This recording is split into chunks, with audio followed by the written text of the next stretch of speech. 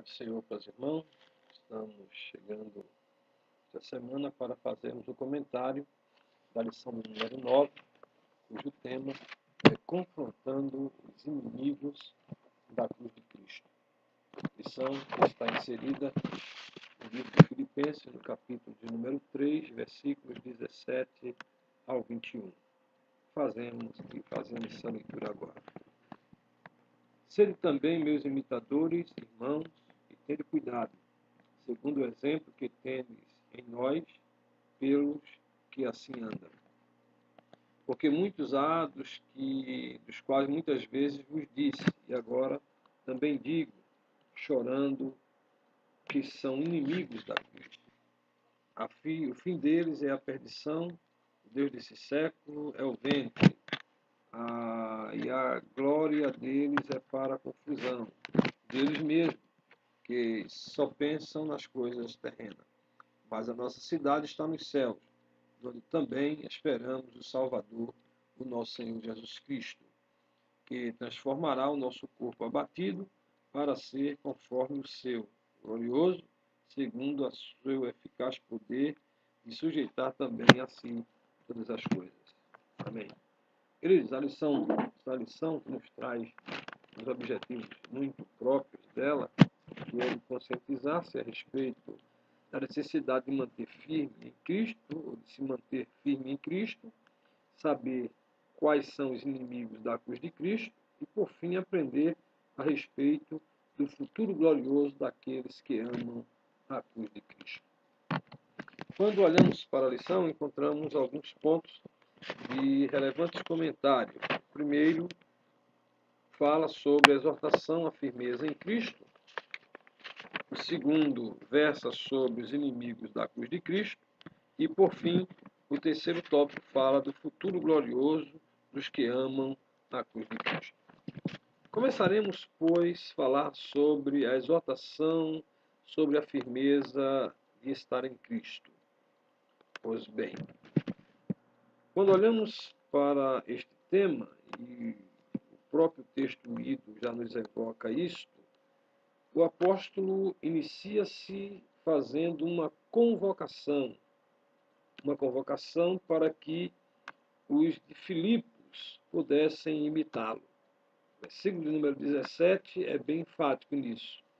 Sede também meus imitadores, irmãos, e tende cuidado, segundo o exemplo que tendes em nós, pelos que assim andam.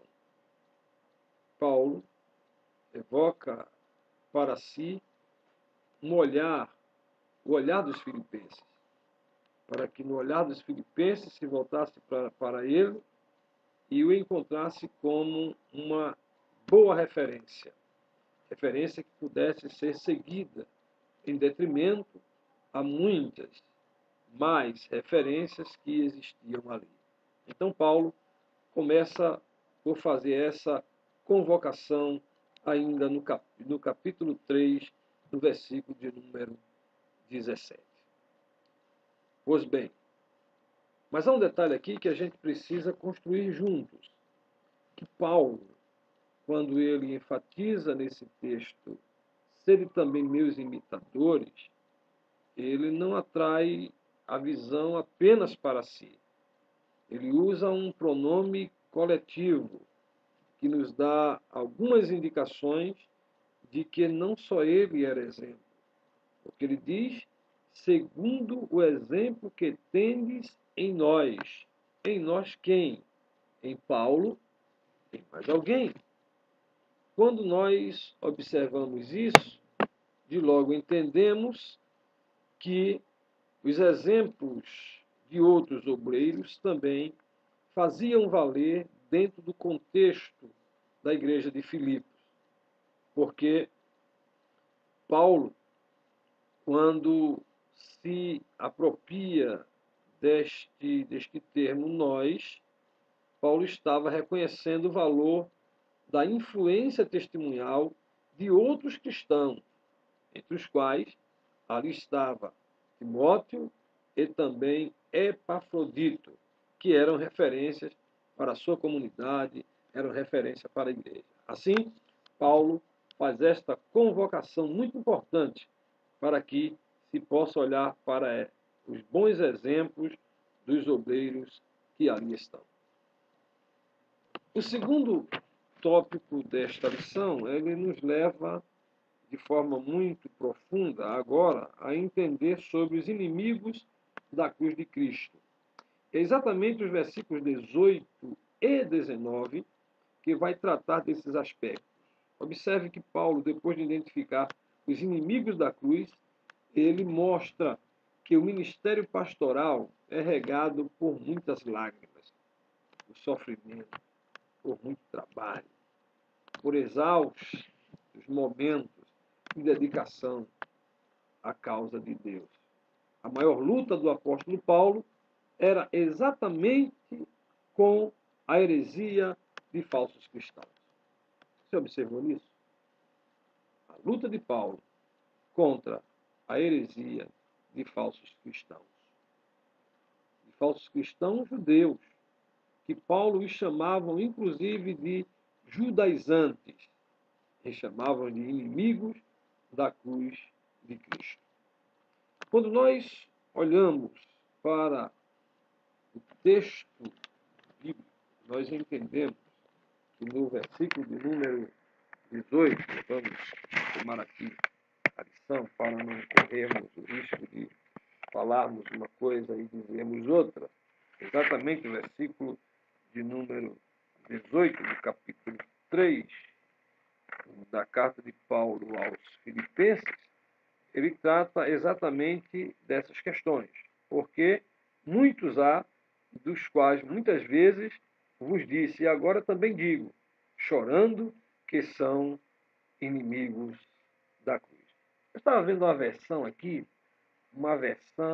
deixa eu ver aqui, a Bíblia do Obreiro, essa Bíblia do Obreiro, deixa eu ver aqui, para fazer uma menção a ela, do texto aqui, da versão do texto. Diz o seguinte: pois muito andam entre nós, dos quais, repetidas vezes, eu vos dizia, e agora vos digo até chorando, que são inimigos da cruz de Cristo. Essa versão já nos informa que Paulo está dizendo que circulavam entre eles, andavam entre eles, percorriam entre eles, viviam entre eles, né? E já deixa entender exatamente isso entre nós. Está falando de quem? Dos falsos cristãos. Viviam entre nós. E Paulo disse que já tinha advertido a igreja algumas vezes, mas agora era preciso advertir com lágrimas, porque a situação estava um tanto difícil. Então, há uma advertência aqui quanto aos libertinos. É bom que os filipenses voltem os seus olhos para o exemplo como o de Paulo, pois com lágrimas ele adverte que há muitos que vivem como inimigo da cruz de Cristo. Esse é o trato do versículo de número 18. Aqui não é uma referência a um ensino falso, como foi colocado no versículo de número 2 da aula anterior. No versículo anterior, se fez menção, na lição anterior se fez menção do versículo de número 2 desta carta aos Filipenses, mas nesse caso, Paulo estava fazendo menção a quem? Ele diz o seguinte: acautelai-vos dos cães, acautelai-vos dos maus obreiros e acautelai-vos da falsa circuncisão. Era uma referência doutrinária. Paulo estava dizendo, olha, cuidado com os falsos ensinos. Mas agora, Paulo está dizendo, cuidado com o modelo da vida falsa. Os exemplos deles são exemplos de uma falsa vida cristã. Não é o exemplo que Paulo tem dado, juntamente com Timóteo, Epafrodito e outros. Esses que estão no meio deles têm uma vida falsa. Libertinos e não judaizantes, eles agora estão em foco. Esse grupo de pessoas agora estão em foco na igreja. Todos olhavam e começavam a observar a sua forma, o seu comportamento. Esses inimigos reivindicam os benefícios da cruz, mas negam o poder dela sobre a sua vida. O destino deles, Paulo traça no versículo 19, o destino deles é a perdição, a condenação eterna, como Paulo já havia referido no versículo 28 do capítulo 1, que desejo fazer menção aqui. E diz assim, e que em nada estáis intimidados pelos adversários, pois o que é para eles prova de evidente perdição, é para nós de salvação, e isto da parte de Deus. Então Paulo está dizendo, o final desses, nós sabemos onde é. O final desses é de perdição. Então a lição vai se desenvolvendo, né? Eles têm uma outra forma de viver. Eles adoram seus apetites sensuais, eles se gloriam na entrega grosseira a desejos indecentes, que eles acham que isso é liberdade, mas que na verdade é algo vergonhoso. Eles vão tratando essas coisas. Paulo está dizendo, deixa eles fazer, porque o final dele já está traçado. O final dele é perdição eterna. O final dele é condenação. Então, por isso, tenham cuidado com ele. Não se envolva com ele. E não faça o que eles fazem e nem o que eles mandam. Observem os bons exemplos. E observando os bons exemplos nossos, nós estamos dando um passo em direção a Cristo. Então, essa é o comentário, né, que Paulo faz dessa questão.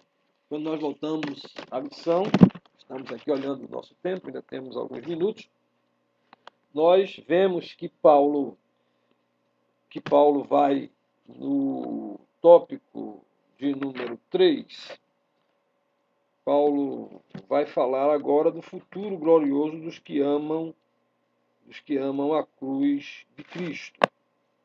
E ele se apropria do versículo de número 20 para indicar que a nossa cidade está nos céus.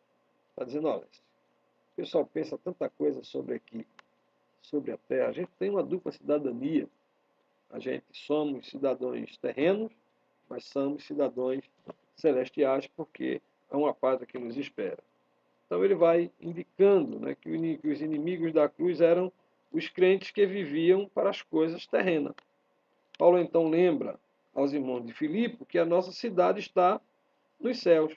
Quando o apóstolo escreveu tais palavras, ele tomou, por exemplo, a cidade de Filipos, né, que estava uma cidade bem situada, uma cidade bem localizada, uma cidade que era a principal rota da Macedônia, né, uma extensão da grande via, chamada Via Ápia, que se abre para os grandes centros comerciais, era a parte que unia a parte oriental do Império e a Itália.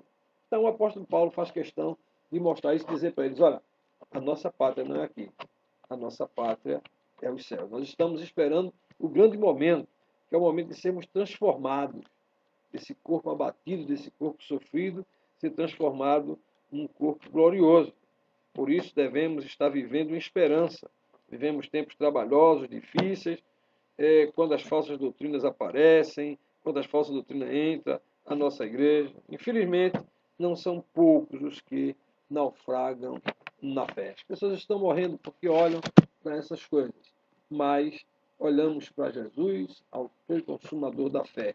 Precisamos estar atentos a isso, porque muitos inimigos da cruz de Cristo procuram induzir de forma sorrateira e contrária às questões cristãs. Mas os seus ardis adversários para enganar os crentes devem ser vigiados em nome de Jesus. Por isso precisamos vigiar, orar e perseverar no ensino dos apóstolos até a vinda de Jesus Cristo. Essa é a promessa que ele nos deu. A promessa de uma vida gloriosa que deixa isso como esperança aos nossos corações. Que Deus nos abençoe, nos guarde e nos alimente. E domingo, escola dominical, para completar esta lição gloriosa e maravilhosa que Deus nos deu. Portanto, a paz do Senhor